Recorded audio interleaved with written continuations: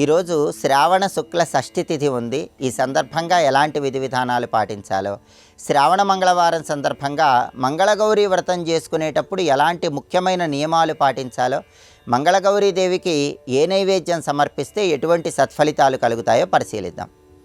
ప్రధానంగా స్కాంద పురాణం ప్రకారం శ్రావణ శుక్ల షష్ఠి తిథి నాడు సూపౌదన వ్రతం అనే ఒక ప్రత్యేకమైన వ్రతాన్ని ఆచరించాలి. సూపౌదన వ్రతము అంటే అర్థం ఏంటంటే, గోధుమ నూకతో తయారు చేయబడిన పదార్థాలు కానీ, పప్పు కలిపినటువంటి అన్నాన్ని కానీ ఈశ్వరుడికి నైవేద్యంగా సమర్పించి దాన్ని ప్రసాదంగా స్వీకరించి అందరికీ పంచిపెట్టాలి. దీన్నే సూపౌదన వ్రతం అనే పేరుతో పిలుస్తారని స్కాంద పురాణంలో చెప్పడం జరిగింది. ఈ ప్రత్యేకమైన విధి విధానం పాటిస్తే శివానుగ్రహానికి ప్రతి ఒక్కరూ సులభంగా పాత్రలు కావచ్చు. అదేవిధంగా శ్రావణ మంగళవారం సందర్భంగా మహిళామణులందరూ మంగళగౌరీ వ్రతాన్ని ఆచరిస్తారు. అయితే మంగళగౌరీ వ్రతాన్ని ఆచరించే మహిళామణులు శ్రావణ మాసంలో వచ్చే అన్ని మంగళవారాలు సూర్యోదయానికి పూర్వమే నిద్రలేచి శిరస్నానం చేసి మంగళగౌరీ వ్రతాన్ని ఆచరించాలి. ఈ వ్రతాన్ని ఆచరించే మహిళామణులు పగలు ఉపవాసం ఉంటే చాలా మంచిది. పాలు పళ్ళు మాత్రమే ఆహారంగా స్వీకరించాలి. అలాగే ప్రధానంగా కోపం తెచ్చుకోవటము, ఇతరులను దూషించటము, ఇతరులను స్తుతించటము ఇటువంటివేవి కూడా మంగళగౌరీ వ్రతం చేసే మహిళామణులు చెయ్యరాదు. కేవలం మంగళగౌరీ దేవిని మాత్రమే మనస్సులో స్మరించుకుంటూ మంగళగౌరీ వ్రతాన్ని ఆచరించాలి.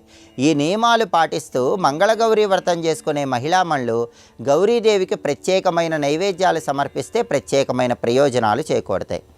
ప్రధానంగా గౌరీదేవికి కొబ్బరికాయ ముక్కలు నైవేద్యంగా సమర్పించినట్లయితే మనోభీష్టాలన్నీ సులభంగా నెరవేర్చుకోవచ్చు.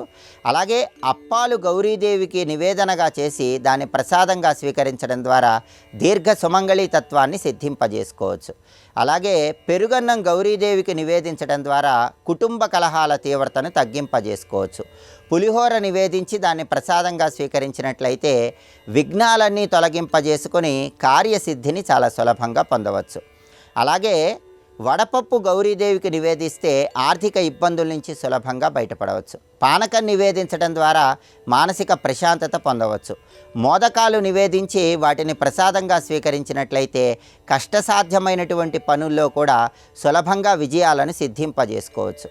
అలాగే పూర్ణాలు గౌరీదేవికి నివేదనగా సమర్పించి దాన్ని ప్రసాదంగా స్వీకరించడం ద్వారా మనస్సులో ఉన్నటువంటి అభీష్టాలన్నీ చాలా సులభంగా నెరవేర్చుకోవచ్చని ప్రామాణిక గ్రంథాల్లో చెప్పడం జరిగింది.